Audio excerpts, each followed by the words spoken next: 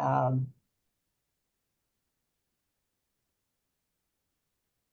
would everyone please remain on mute? And welcome, David Dolak. Okay, hopefully everyone can see my screen. Thank you, Mike, and the Association for Wolf Lake Initiative for inviting me. I was a former board member, and I'm a regular member now. Like I sent to a lot of friends here. It's an environmental group that Mike has done amazing things for. He should win a MacArthur grant for, but oh well. We'll hope that, Mike. But I've spoken to this group several times, but more on the environmental kind of things. And Mike wanted to do something else, and I have some other things in my life, and it has to do with the Calumet region. So I'm honored to talk about another thing that many of you know me for. Okay, make sure again everybody's thing is off. So I'm going to talk a little bit about my life as building musical instruments, both in my private shop, but also I do things that relate to the Calumet region too, and we'll get to that. So I'm going to give a little history of guitar building, talk about instruments, but also show how I'd like to teach to people. So luthier means string instrument maker. Okay, so I'm going to outline some things here. I learned to build musical instruments when I was around 30 years old from this man who's now deceased, Osman Tilev. He was a Cal City man originally from Turkey. He came to America after being kicked out of Turkey after a military coup in the 60s. He was actually a colonel in the Turkish army, but he had already studied violin making there and in Germany. He went to Canada for a few years before he could get a green card. And then where he learned to build guitars under a very famous German builder in Canada. He had fixed my instruments since high school. And after graduate school, I moved back to the region from living in Washington, D.C. I took an instrument to repair, and, he didn't have any of those students. And he was like, David, you're a good man. You have good eye. You discipline. You need to learn to do. So I started to hang out there. And then he talked to me about his program of, pay for 2 years of learning to build instruments, and I could learn to build instruments with him. So I was working as a scientist at Argonne National Lab. And so my evenings for a better part of 2 years, several days a week and on weekends, I learned to build instruments. So at the time he was in his late 70s and I was around 30. And that's the first instrument, second full instrument I built with him. It's a classical guitar named Susanna. It's in Spain now with the woman who I named it after. She was an exchange student living near me at the time that was a friend of mine. So eventually I sent it to her. But I played this guitar on National Public Radio once and talked about building guitars, and I played classical gas. So this is to honor Osman Tilev. He was about 95 when he passed away. So these are the first couple things then I did build. There's a baritone uke, that's classical guitar Susanna, and you can see the name inside the label with my dinosaur label at the time. Okay, so there we are. And then these are some of the first instruments I built on my own in my own shop, setting up in the basement. And I still play this guitar. It's my main gigging guitar. I built a sister guitar to it. This one's mahogany. That's rosewood. Spruce. This was sold to a musician in Chicago named Mick Scott. He was part of the Chicago folk scene. And then these are examples of other things I've built. That's a ukulele, small parlor guitar, my design for a travel guitar, and then a dulcimer. Now and we're going to see a little presentation on how you do fancy inlay. This is the inlay I did to finish a guitar that Osman left when he passed away, and I did this for his son. So I'm going to show how you do this fancy inlay material on an instrument. And is everyone able to see me? Or I hear and see me? Good? Yeah. Okay, thank you. And then there's some other guitars I built. And then I've displayed his various shows. This was in Rockford, Illinois in 2013. And there's a couple guitars, a ukulele, and a dulcimer on the table. And then that next year or the year before, I had a family of ukuleles, dulcimer. Some things I do at Columbia College, which is build some cigar box things with students. And I had a couple guitars sort of in construction. under construction. I'm a member of the Guild of American Luthiers. That's our professional society. And every 3 years we get together for our big convention in Tacoma, Washington. And I presented and had instruments on display there. So that's in 2011. Then in 2014, and this 2 guitars, a uke, and that's a cello with the F holes, not the Facebook cello, but the F holes, made by one of my students who lived in Portland and let me display it. It was very interesting. It got a lot of interesting reviews at the show. And of course, some of you who know me from the Pierogi Fest in Whiting, you'll see me at the end here, but I also built things like the hurdy-gurdy. So there is my hurdy-gurdy. More recently, I built things like a fancy all inlaid jumbo guitar for a customer, some ukuleles. I built an electric guitar for a professional musician in Boston, and this is unique because it's out of his own apple tree from his family's farm, and I carved nice. all the work. It's a Stratocaster, and then I sent it to he has a record company that supports him, and they put all the electronics in. But that's the guitar as I built it for him, and that's Van Gordon Martin. He's got several records out, and we're going to see another part of the Apple project later. This is the most recent thing I built for a customer in Michigan. This is from his own tree also that was cut down. It's all maple with some walnut, but this is a dobro or a steel guitar. So that's all walnut, excuse me, all maple with some walnut there, but it's from his tree. Okay, again, I'm not going to go into detail on the parts of the guitar, but you can see that any of these string instruments have a complicated series of braces and various things to hold them together, because of course ideally it's very thin wood of high quality. You don't want it to be too thick or the sound won't be good, but it has to be strong enough to take the tension of the strings over, of course, decades. You know, the things that a luthier looks for, the kinds of woods, I need things that are light and strong for the top because that's what vibrates. I need good resonant things for the back and sides. I need things strong for the neck, but you want it to be able to be carved. So there are a number of woods that over the years people have, learned work pretty well. For the top, you use things like spruce or cedar or mahogany. Back and sides, use heavier woods like maple, rosewood, sometimes mahogany, sometimes walnut, cherry. Okay, so they're also more bendable. So we're going to bend the sides to be the same as the top. That's sort of the aesthetic. And then, things like the neck and the fingerboard take a lot of wear from your fingers, so they better be hard woods, rosewood, perhaps ebony, maple. So there's a wide variety of woods that are chosen for the specific function on the instrument. So I just won't even go into detail, but lots of woods, they have different densities, lots of different properties. Buying wood is an important thing, or preparing it yourself, as I've done for some trees. So if you look at a log here, there's many ways one can cut a log, but this way here is the most stable. It's called quarter sawing because all the wood grains are lined up square. If you cut a piece like this, it's going to warp when it dries out. And so just going down to Home Depot for furniture wood is fine, but it's not good for instrument wood. Bottom line is you need to pay extra money for people who cut high quality logs and dry them properly.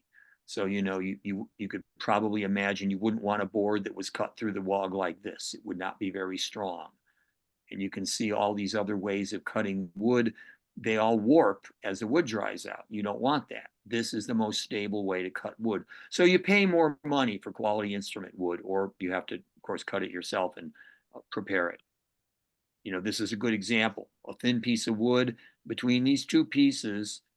Hopefully you can appreciate this one looks a lot stronger because look at all the grain. It's all straight, perpendicular, and straight. Here it's got a lot of angle in it. That's going to be a piece of wood that's going to crack much more easily or warp. So I have to look to buy the wood, that I want when I'm looking at wood. All right. Inside of a guitar. This is the inside of a guitar that we saw earlier. This was named Becky after my girlfriend in graduate school. Yes, she knows it exists. She married another guy named Dave, but that's the way the story goes. But this is the back braces, and this is the top bracing of this type of guitar, a typical steel string guitar. So you can see there's a complicated pattern here. Every builder uses their own variation. It has to be strong enough to take 150 pounds of string tension, but light enough to vibrate well. So that's the balance. This is the inside of a classical guitar. Classical guitars are built much more lightly because the strings are less tension. So that's the top of a classical, and that's the back of one of my classical guitars. The kind of tools I use, there's a lot of hand tools. There are various types of clamps, lots of saws, planes and files and rasps and chisels, and of course quality measuring devices, and etc. And power tools, you know, I have a table saw and I have band saws and various other kind of saws. So it's a mixture of things. And then putting the finish on takes as much or more time than building the original instrument. A wide variety of sandpapers, and then finishes, shellac or lacquer. There's different things that people will want, different things that work better or more durable, etc. But it could take several months to get a good finish finally. We'll see. So I do a program for the last 15 years almost with the steel mills in Northwest Indiana. Steel workers are allowed to take some extra or some classes as part of their union contract. They could learn other skills. There's computer classes, there are shop classes, there's wood shop classes. I've been teaching a course on building guitars to various at the steel mills in East Chicago and Burns Harbor for quite a while, and I really like it. It's improved my building. I get to use some bigger facilities if I want tools, and it's great working with the people because I, of course, was a steel worker myself for 4 years between college and grad school. So this next series is how I actually build a guitar using my class at the steel mill. Okay, so we start out with some of the wood that we purchased, so you can see it's pretty thin, but it's, you know, I've chosen the right grains of wood. This is rosewood. I have to join the back and these two pieces to make one full back, because usually the trees are not big enough to have one full back across. So I'm going to join them up. I have to glue them together very carefully. And this is what you call book matching, where I'm trying to sort of look at the grain and put it together in a nice aesthetic manner. So these grains, this happens to look very nice. This was cut from the next part of the tree to each other. So this will be a very beautiful back. Okay, so I glue it together and I got a little bit of a paper mark in the middle. We'll sand that off. So now I have a piece for the back and I have an equivalent that I did for the top. So there's some spruce and there are some backs. Now I will sand them very, very carefully in a big power sander to get to the exact thickness I want, down to the 1/10 of a millimeter. So this is very important. And this is where, you know, I know by experience what will work and just by feel of the wood. So Charles is running it through the sander. That's what the wood looked like beforehand. And when it comes out, it's cleaner. Yeah. It's cleaner. And of course, it's down to. Is there a question? Can you tell you something? Well, I'm watching this. Is it real quick? Yeah. So please, yeah, please turn, only Mike, if Mike has something that he needs to say, otherwise please turn your things off if possible. I'll try to answer questions later. So now I have my thickness gauge down to the 1/10 of a millimeter. So we're going to measure that top to see if it's close to what we need for the instrument. I said it's time so that they could still do the operation. Oh yeah, as long as there's no problem. But Somebody's got a speaker on. Please turn your speaker off. So then we're going to start cutting the shape for the top. This is a bandsaw. Of course, first we're going to draw the shape. There you can see there's the template, and you can see that Efren has drawn it in, and he's drawn the pattern for the braces. And so that's where we're going to go and do the, Mike was going to cut them with the bandsaw. So then we start gluing things on. This is gluing a centerpiece on the back for strength. So it's a wide variety of clamps, as you can see. The sound hole is cut out using a router. And of course, the sound hole, it's an important function to let the sound come out of the instrument.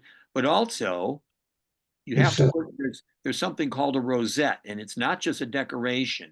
You put that first before you cut the sound hole, because Until by the night before. by cutting the sound hole, you've actually weakened the top. So you put this thing, which is an inlay, that's actually inlaid, it is not a decal, and that strengthens that hole on the top. Okay, so we're gluing in the rosette, and I'm going to show how you make fancy ones a little bit later.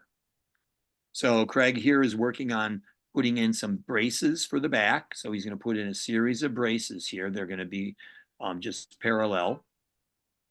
So once they're glued in, that's the braces. And you can, if you can see from the picture, there's a slight curve here. There's a very slight curve. We're going to put a very slight curve in the back. Okay, those braces were way too thick. So once we're done gluing them, you're going to start carving them down. And he used, to get all these shavings, he used a plane. There's the plane. These 3 are done, and there's 1 more left to go. Okay, because that was more mass than we needed. So this will be more functional and better sound. Okay, then the top is even more complicated with the braces. We have to make what we call an X brace, and that's got to be done very precisely. So you can see how I'm going to notch this piece to match this piece. And there also is a very slight curve here. So I'm going to be putting a little curve in the top. Even if they call these flat top guitars, they actually have a slight curve for strength. Okay, so there we go. You can see I've notched this, and this is going to mate right into that. Okay, so we're going to join that together. Then we have to bend the sides. And traditionally, we use a hot pipe. There's a pipe there that Mike has, and there's a heating element. It's very hot. You put a little water on the wood, and just by careful rocking back and forth and checking against the mold of whatever you're trying to shape it for, if you're careful, and if you've cut the wood correctly and chosen good wood, the wood will bend. And then once you take it away from the heat and hold it for a few minutes or a few seconds, it will take on the new shape. Okay, so you're deforming the wood slightly. If you're over aggressive, you could crack the wood. So this is a delicate task that I think everyone likes when they get the chance to do this. Okay, so now I have my sides bent, but you can see they're really thin. So there's not a lot to glue to put the guitar together. So we have to put a liner on there to make some more gluing surface. So he's gluing the liner. It's sort of one of these like wood snakes, like if you've ever had a little toy with all the little slots cut in it, and it makes it very flexible. That's essentially what we're doing around here. It's called the kerfing. So he's gluing the kerfing around the top and the back of both sides. So now he's done. You can see there's kerfing now, and he's putting it in a mold that's shaped exactly for this guitar. So he'll spread the sides. You can see he's got his top already finished. We're going to get to the fingerboard a little later. This is a guitar I was working on that same summer for a customer. So there's one of my guitars, and there's one of the students. Okay, there's inside of my guitar. So now I'm putting the sides, I'm gluing the sides onto the top.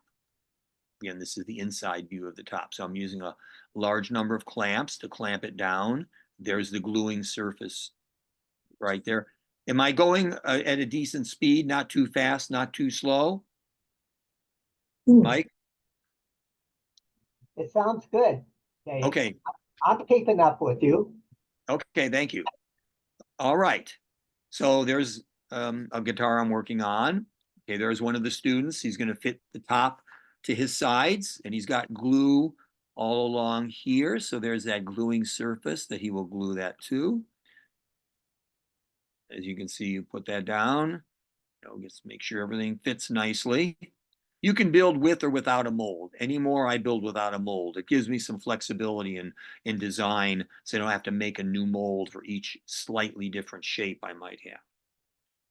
So there's a whole bunch of clamps. He's gluing the top down. So we're got to clamp all the top to the sides. And it takes about 45 minutes to an hour for the glue to set up. So now there's a sides glued to the top. So we're going to put on the back next. There's the inside of one of my guitars. Hopefully you can, maybe it's a little cleaner looking, but I got a little more experience. So, you know, tried to clean the braces up and everything, you know. You want it to, as my teacher would say, God sees, you know. So you want it to be beautiful on the inside too. So there's gluing the back on with a bunch of slightly different clamps. We use these spool clamps as well. So there's the back now on the instrument. Okay, so now we have a body done. Traditionally, there's a decoration around the sides, but it's more than just a decoration. It actually strengthens the edges so you don't crack it. So we actually have to use a router. And what we do is we cut a little channel on the sides of both the back and the top. And then we're going to put in a contrasting piece of either wood or plastic for aesthetics, but also this is a strengthening function because if you know, what do you bump when you bump the guitar? You bump the edges. So if you have this binding in there, it helps to prevent chips. Okay, so he's glued on, he's cut his channel here, and now he's going to be gluing on, in this case, a plastic binding there. So there's the binding all around the sides and the top of one of the guitars with tape. Okay, so that'll sit for a while. So, of course, in other weeks, we're working on things like the neck. So here's an example of how they start with a neck. I start with a good piece of mahogany, Honduras mahogany, and in a sequence, I can cut it and join it, and then they will get a blank like this. So this is where the frets are going to go. This is where it'll join the body, and this is where the tuners will go.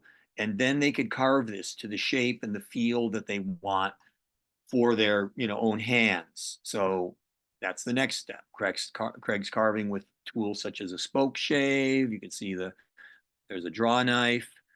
We're starting to accumulate some, you know, scraps here, but he's gonna shape the neck now to the feel that he wants. There's a couple people working on necks. We also use rasps and files of various kinds as you get closer and closer to the feel that one wants. Okay, then of course we're going to have to drill the holes to put the tuner machines in. So there's a drill press and we're going to drill the holes for the tuners. Then we of course have to fit the body. A modern way, we use a screw joint. There's a traditional way called a dovetail that I'll use sometimes for customers.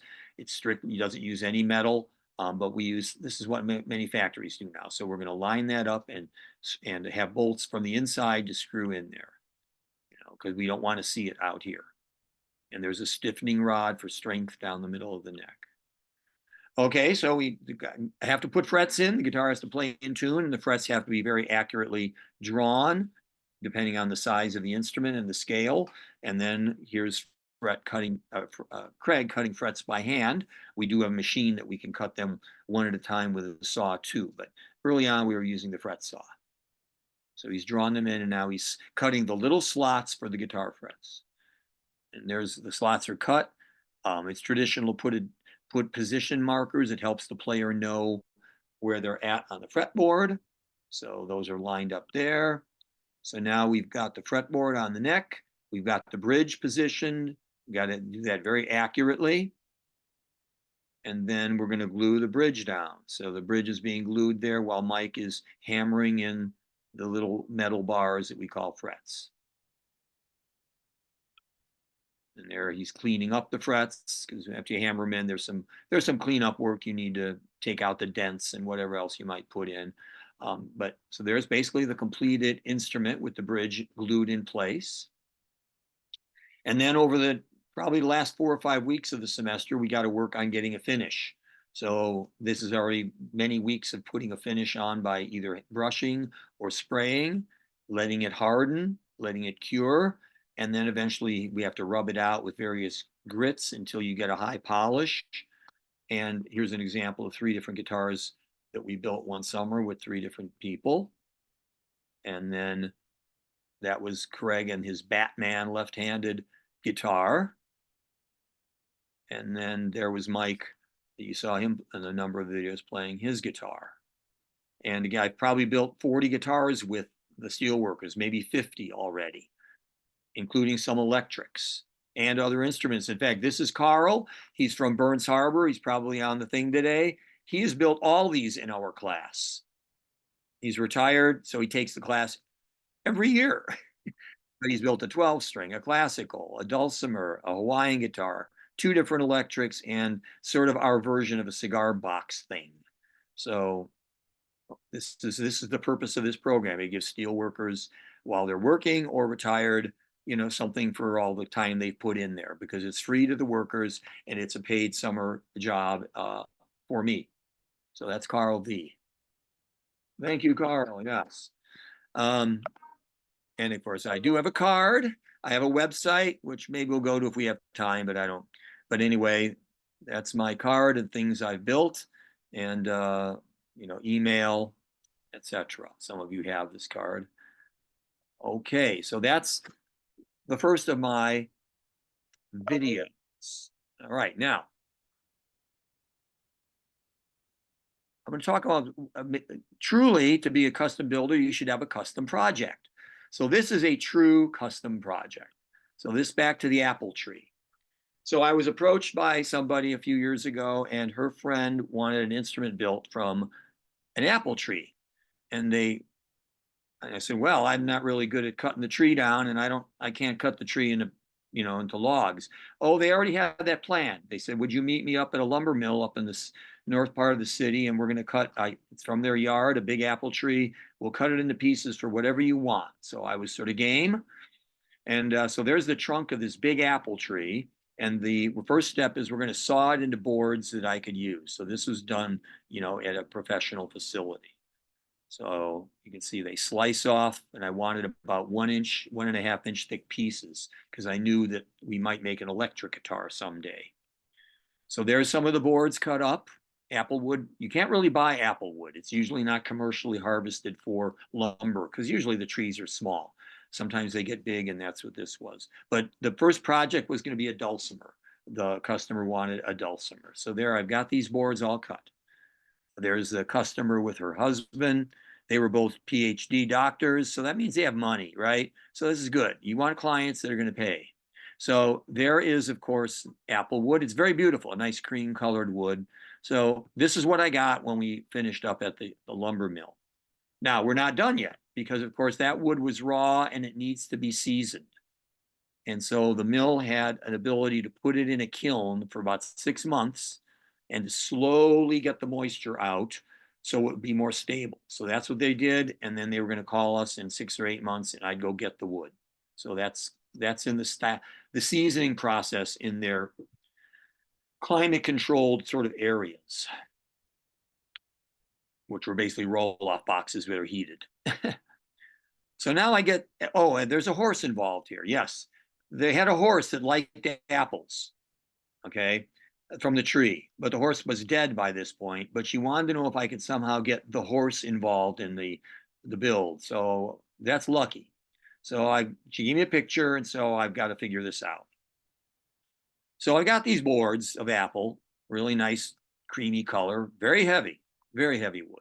Now I got to get them ready to build. So I took them to the steel mill shop, and using some of the big tools there, I have to start working them down to very thin, less than 1/8 of an inch. So I've got planers, and oh yeah, another part of the story. So they're originally from Wisconsin. They have a farm there, and I need to do something for the top of the instrument, because apple wood would not work.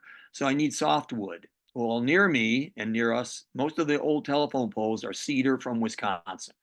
That's pretty much what they are. They're 100-year-old telephone poles. So I had scarfed a couple when they cut them down and had them in my backyard. So I was going to make the top out of one of these cedar telephone poles. So there we go. I'll show you how we do that. So so first I split the wood to get a nice straight grain line. And then I could take it onto my steel mill shop, and I could start cutting it into, as you can see, the thinner pieces that I need. And if you're really good and you have good tools, I could even cut them further, because you can see the boards, I've got to get them thinner. So I'm still processing this all up, and then I can put it on the big sander and get it down to the thickness I need. And now I've got a bunch of wood to work with. I got some cedar for the top. I got a bunch of apple for backs and sides that might even work for a guitar in the future. But right now, we're going to concentrate on the dulcimer. All right, so there's the parts of the dulcimer. This is the cedar top. This is apple sides. There's the apple back. I made a walnut fingerboards, another local tree, and there's the inside of the various pieces. And now I got to start to assemble it. And this is one of the sound holes. You'll see why I put it there in a few minutes. Okay, so there's the back, and there's the sides, and I'm going to glue the sides to the back. There's the headstock where the peg, the tuners go. So in my shop, I'm gluing the sides here to the back. On dulcimer, I put the back on first. Okay, so there we go. So there's a completed sides and a back. Got my labels in there and everything. So this is where I wanted to try to attempt and be an artist. So I did some online downloading of images, and I drew them and wood burned them in. So this is an apple blossom. I wood burned in one end of the instrument. I was proud of my artwork, even though I copied most of it from the internet. I still had to wood burn it. Now I got a problem. She wants this horse, and I got to also figure out, what do I do for sound holes? So I thought about having apple blossom sound holes, but I didn't like the idea of these sharp edges. I thought that would not be very good. You'd crack or something. And I got to figure out what to do with the horse. So this is a wood burned picture of Lucky on a scrap piece of wood. It didn't look very good at first, because I first thought about just cutting the shape of a horse, but it doesn't look like a horse. It looks like a dog. So that wasn't good, because you need to have the shading to make it look like, actually a unicorn or some weird creature at this point. But then I got the better idea. I thought, here's what I'll do for the sound hole. I will make apples with a piece of apple wood on the top of the actual cedar. And somehow I will wood burn. I'll practice really hard so I don't screw it up, but I will wood burn Lucky's head in the thing once I've become an accomplished enough wood burner. So I photoshopped left and right. I practiced on scrap wood, and then holding my breath, basically I wood burned Lucky into the actual top of the instrument. And I think I did a pretty good job. And there's the sound hole in the top. Since I couldn't have the sound hole here, it's actually going to be underneath the fingerboard. And then I did the apples like this. I cut them out of the apple wood as a little bas relief with a little leaf on them. And so that's the underside of the top. And so I glued them on like this. So now I have the sound holes I need. I got the apple theme going, and I was pretty happy with that. So now I've got to cut the fingerboard using the handsaw and the special spacing for a dulcimer. And put the frets in. Now I wanted to do a little bit of inlay. The customer's name was Vicky.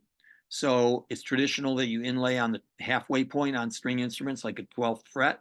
So I was going to inlay in pearl and abalone the letter V. So using a jeweler's saw, I had some mother of pearl, and we'll see how you do that in the next slide set. But I cut a V, and I drilled out an abalone from a shell. And so now I'm going to cut the V into the fingerboard.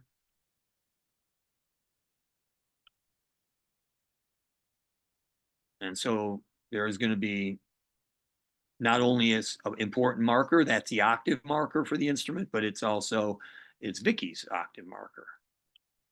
So now I've got basically everything here. So I'm going to put the top on. So now I'm gluing the fingerboard to the top. And then I'm gluing the top to the body. And I'm putting on the binding on the sides. I've got to bend it because it's wood. And I'm cutting that little channel. And, various saws. So I'm gluing the binding on with a little black, green, white green for the apple. And then I put my headstock. That's my own design for a headstock. It doesn't even need to be glued. You can just put it on with a pin. So there's the headstock. And I had the whole instrument done, and I had bought tuners with white plastic, and she did not like white. For some reason, she couldn't have white. You're going to see a little funny thing at the end. She said, I can't have white. So I already drilled the holes. I couldn't buy other tuners, and I couldn't get a different color. But she said she'll pay extra if I make my own buttons. So I steamed these off and got the glue, and I made buttons out of walnut. This is a lot of extra work, but if you're going to pay, I'll do it. So I made a set of walnut buttons. They do look a lot nicer. And then there's the instrument. Now this is before I put a finish on. So if you've done this with an instrument or any woodworking and you got it to this level and it's that clean and shiny, you know it's going to really look good when you actually put a finish on. But this is a lot of work to get to here. So then I start to apply the traditional French polished shellac over a number of months by hand, and then rubbing out, okay, with various grits of things. And there's the completed instrument, which I was quite proud of. There's the back with the apple, very beautiful color. There's Lucky. There are the tuners do look a lot nicer than the white. And I had a little abalone button there for the apple blossom. And there's the happy customer who can't have white around her, but she has white hair. So there's something psychological going on here. She is a psychologist, so I figured I won't ask anymore. But she can't have white. So she probably was mad when I brought over my white that day. I don't know. But she was quite happy. And that's a true custom project. And I did the same for her son's electric guitar. All right, two more short things. And I think, how do you do the fancy inlay? Aha. Because I can do that too. So, traditionally you might have a very nice inlay around the sound hole. Well, nobody's going to sit there and put a mosaic like in a floor. You would lose your mind. So what you do is you have colored woods and you build them into the pattern that you like. So that from here to here to here. And then I glue them together into a block. And then I can cut them because, as you see, it's a repeating pattern. So I will have a bunch of little strips cut off that block. And then I can now inlay them into the space that I've made for them.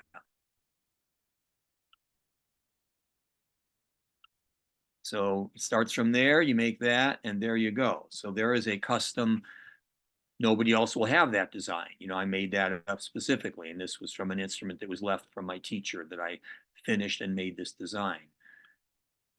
Also left when Osman passed there was a guitar sitting for a number of years that he had done the head part decoration, and he had left a drawing, and his son wanted me to finish it. So I modified a little bit of the drawing, and I was going to attempt to recreate Osman's basic style, but on the full fingerboard. So I had to do all this cutting by hand with a jeweler's saw. So there's brass, there's abalone, and there is mother of pearl. So I cut all these pieces. A nice ebony fingerboard. So that's going to be the tree of life pattern. So then with various tools like a router or a Dremel, I'm going to cut out the channel for the inlay. And then by hand, this is actually showing from Vicky's thing, using a jeweler's saw, if you're careful, you can cut all those complicated shapes. So I cut the brass, and I inlaid the brass. And then I started to inlay all the mother of pearl and abalone. So this is before the frets go in. Eventually the frets are going to go in. So there's the completed tree of life fingerboard. And there's the completed guitar. Now this adds double to the amount of work. And so when people want something like this, it would be very, double the cost of the instrument. And then I made a new bridge. And I think I hope I did Osman well by trying to follow the original feel that he did to complete an instrument that he had started that was there the whole 10 years I knew him as a worker, and the 10 years before that. So it was sitting for a long time as a guitar that was not done. So I finished that, and I think his son was happy. All right, the last thing then, many of you know that I teach at Columbia College, Chicago. And probably my signature class and claim to fame, something called the Science of Musical Instruments. So let me show what I do in that class. I love my students and just was done teaching them today. So this is the honors class. I teach a regular honors, but it's a class where we talk about the science of how do we take sound and use science, engineering, and art to make a musical instrument. So I talk about, the various human things that are needed to do this. And I'm watching the clock here, so I'll be pretty good, Mike. We talk about what makes a sound, a musical sound. You have to have a note of a certain frequency. You've got to get it loud enough to hear. The quality of a sound for a guitar, it determines on the various harmonics. And so that's how I change braces. And of course, everything has a certain how long the string lasts. So these are scientific things that we talk about and can measure in our class. Again, it is a science class, so I talk, there's equations involved, and how do you figure out, if you want a certain note on your guitar, what kind of string do you need, how long, what kind of tension do you going to pull it to, what will work. So all of this has to go in when they calculate to build an instrument. And before we get to this little video, I'm very proud of, it's the only class in the country I'm aware that we actually build real functional instruments. So they're not using fancy woods, because we're only doing this the last 5 weeks of the semester. We use quality birch plywood, but we build not only string instruments, we build xylophones, there's a kalimba, so that's one honors class. There's another honors class, and you can see, I think they're pretty happy. They actually have to play an original song also, and they have to write it.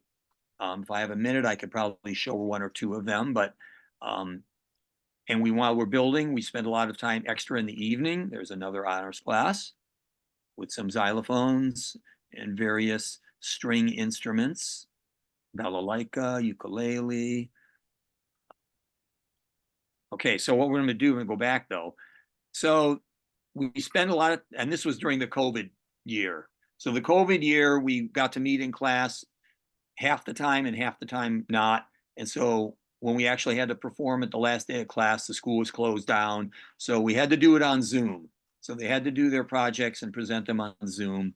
So that's how I had to get the record of them and their projects, unfortunately, that fall. All right, but we spend extra time in class and in the evenings for the students who want to build a fancier instrument. If they want to put in more time, I'm willing to work with them. So in the class of 2014, I had one of my favorite students, so I'm still in touch with. She lives in Washington. She made a video of what our building sessions are like. This is 4 minutes, and she put music to it because we spin records. We actually have vinyl, and we spin records while we're doing music. So I apologize for the sound because we were trying earlier, and you're going to hear the songs, but they're coming through my speaker, and it might be a little garbled. It's going to be If I Had a Hammer, and then a monkey song. And Samantha chose these songs probably to make fun of the records that I have available to play if they don't bring their own. But this is a video by Samantha Tattleman and shows what we do and what I help class.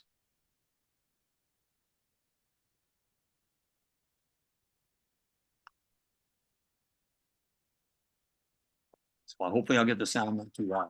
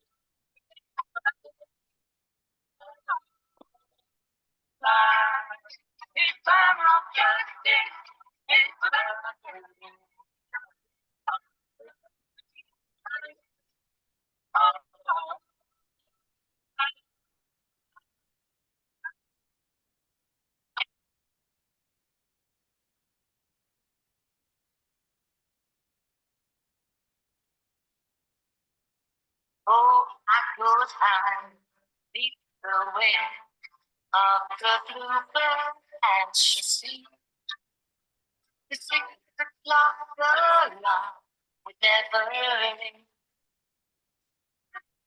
What's it ring? And I ran, wide to sleep out the mile. The shaven rivers gold, and it's there.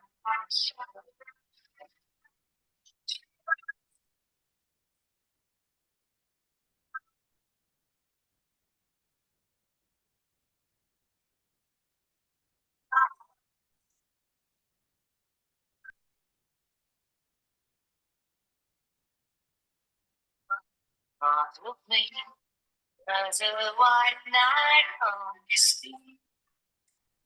Now you know how happy I can be.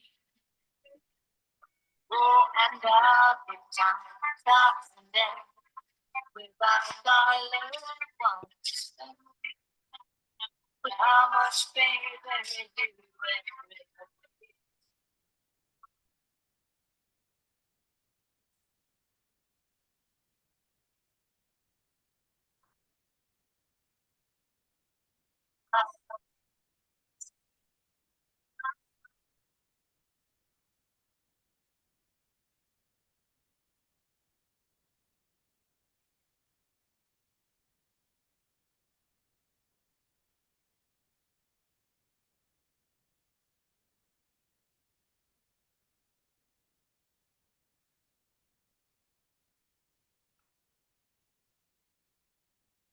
That's Samantha and her heart-shaped youth.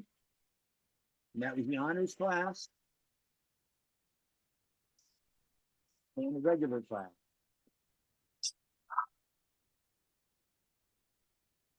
All right. So, and anybody who's ever taught, that was just a great group. I'm very, I watched that. It's nostalgic. It's 10 years ago now. They're all, 30 years old, but it was a great group and I remember them well. And I'm glad Samantha documented that as a space and time for, and I should turn my lights on here so you can see me.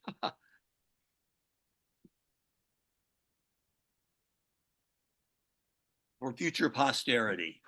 So anyway, that's a little bit of what I do in a private life, teaching steelworkers, and then in my main gig at Columbia College, I guess. Okay, so So- we're looking for questions and answers. Question, Dave. This Yeah. is Marge. Yeah, I see you, Marge. Glue is such a big part of putting the instrument together. But glue doesn't age well in many cases. How do you maintain the integrity of those Well, the seals? glue, yeah, that's a good point. The glues that we use hopefully are tried and true. I mean, hide glues have been used for hundreds of years, and I use hide glue in my own building. It's sort of difficult to work with. What But- is it? Hide glue, where the horse goes. Oh, okay. They're harder to work with, but we have modern other, synthetic glues that they've been around 100 years for some of them. So they seem to work pretty well, as long as you don't overheat them or soak them in water or something else, So yeah, you have to know the right kind of glues. Obviously, don't make sure they're not aged out or something, but it'll work. Okay, thank you. I've got a question, Dave. Yeah. Okay, so is the reason that you use softwood on the top because you need a slight curvature? No, it's because it's lighter in weight and still very stiff. And you don't. Where are you, Cynthia? You're not in our picture. I'm not? No, it's facing your other wall. Wait a minute. Show us who you are. Uh, But it's soft. It's soft. That's where the energy goes. So you want something that's lighter in weight, so your energy gets. Yeah, we're looking at your house, but we're not looking at you. So, Where, I turn this thing around. there we go. Okay. Yeah. Okay, now we can see it. Very Okay. good. Good question. So that's why. Because you Okay. can bend the hardwoods too into the little curve that you need. Okay. And then you talked about pinning the headstock. Is that a dowel? I used it on my dulcimer. I doweled it in. So literally, if you had to take that off, you could easily do it. I don't know why I would need to, but I liked the aesthetics of it and not having to glue it in. And then I know I've got a couple other questions. I'm so fascinated by this whole thing. So, you've got all the decorative elements to it. Do you ever have anybody paint instead Most of of my students do. I think if we saw, where's my student thing here? Well, I'd have to screen share. But one of the things, she had eggs on there or something. I don't paint mine. I sort of like the beauty of wood, Yeah. so putting just a nice finish on quality wood. But remember, they're building with sort of a pretty bland looking birch plywood. So yeah, they'll wood burn designs in, they'll paint them. And I'm not really the artist. I mean, I'm proud of making Lucky's head and not screwing it up. Yeah, you did a good job with that. Well, and then that was going to be one of my other questions is whenever they make the headstock, you give them the head, is it the headstock? And then they workers, they started with the neck. They started with a neck. The neck. Okay. Yeah. Some things I have to prep, but. So when they shape it the way that it feels good to them, does that shape affect the sound? No, not really. No, as long as it, that's it affects playability because the person wants something, to feel good as they move up and down the fingerboard. But no, it's separate from the body in a sense. It's attached, but. Well, this was really educational. It was cool. I really enjoyed that. I really enjoyed it. Well, I appreciate that, and hopefully you heard the songs that were not too garbled, because They were pretty garbled, but I got them. yeah, we couldn't figure out how to run the sound directly through the computer, so it was playing on my computer into the mic. But anyway, Samantha made a great video. It captured a moment in time, and I looked fondly on those. Marge, one of the people here today, is a teacher at Columbia, and you were around at that time, Marge, when I was building with that class. Just a great class. They were great. Very cool. Thanks. Valerie, Anybody else? question? Yeah, Yes, oh, go ahead. I'm um, sorry. both a comment and a question. First of all, this was so fascinating. I had never thought much about this topic before, and what I learned today, what you revealed about both the precision and the artistry that go into this, was just remarkable. So thank you. My question, you mentioned among the woods that are good for different parts of the instruments. Several times you mentioned mahogany. When I hear mahogany, I always think endangered, but obviously it must be more complicated than that. Where does the mahogany come from? And could you say a little about that? Well, woods right now, it's a big question with a lot of instrument things. I mean, mahogany is on the list. Honduran mahogany, which is a true mahogany, is on a list of woods that are protected. They can be brought into the United States, and they are being plantation grown at least. But there's African mahogany, which is not a true mahogany. I don't like to use it, or Philippine, to make up for this. But it's a big thing in luthiery, is trying to find more sustainable woods, because the real hard woods to get are like some of the rosewoods. Like one of my guitars there was Brazilian rosewood. That has not been able to be imported in the United States for the last 30 years. What's here is here. I have a stockpile, but you can't send it out of the country anymore on finished instruments. So somebody who wanted a Brazilian Rosewood guitar, unless they could prove it was bought before 1991, the wood, it's almost impossible to show that. So we're trying to source a lot of other things, but those traditional woods they're good for a reason. And new things like the apple tree or cherry, but I always have a fondness for things like the rosewood and things.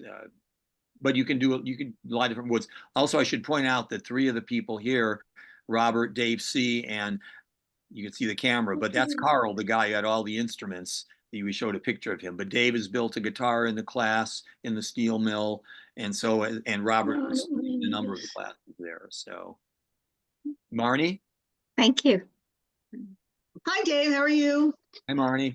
Hello to everyone, too. I don't know how to get my hand off of there, but I will. I had a question. I think this is a wonderful thing. It's so cool what you do with all those students. What kind of, I didn't really hear much about the sound of the instruments. What kind of quality steps or quality checks do you put in the process to make sure that all the time they spend on putting this instrument together, that it's going to sound fantastic when it's done? They sound real good. They're probably overbuilt a little bit in strength because obviously I want them to last when they take them home and bang on them. It's not as fine as one of my instruments, but they're good and they're quite happy. If we didn't have the problem with the sound and things here, I'd play a couple of their final performances when they have to write a song. I have one where a guy he was in that picture, and then the lady who built the cello, they were actually engaged. She had graduated the year before, and they came back and they played together because they were the headliners at one of our big festivals. And I can show you a picture of maybe in person here, but no, they're for something where they, unlike the steel workers who have 10 or 11 weeks, no grades, that's all they're there to do. This is a class that is only the last 5 weeks, half class time, half in the evenings. They're not required to know tools or woodwork. So, that's why I help out, as you can see, whereas the steel workers generally have access to tools and they know how to use things. So I push the process, and, some are very good, and everything comes out as a workable instrument. I will make sure I will work long and hard till I can't sleep at night and get them so they remember the class. So they all have instruments to play and they all work. Fantastic. Thank you so much. The steelworkers' instruments are, of course, built out of real woods and things, like real woods, is quote unquote, like a real guitar would, because they have more time and, again, generally have the skills and better, more tools than I can use in my lab at school. Keep up the great work, huh? Well, thank you. I hope to do so at Columbia. We have some issues, and you hear in the news with budgets, but I will do something. Always. So if somebody needs a custom guitar, go to my website. Show you my website. Thank you, Dave. Thank you, Dave. Nice presentation. Love hearing from you again. Love reviewing the classes, and I haven't been there in a while, but I got to get back there. I don't have a video today because I'm being technically challenged on this end, so something I haven't been able to do here. Well, we'll get some camping organized with John and Melissa, Dave, this summer. They've been asking on camping dates, so we'll figure it out. All right. Okay. Are there other questions?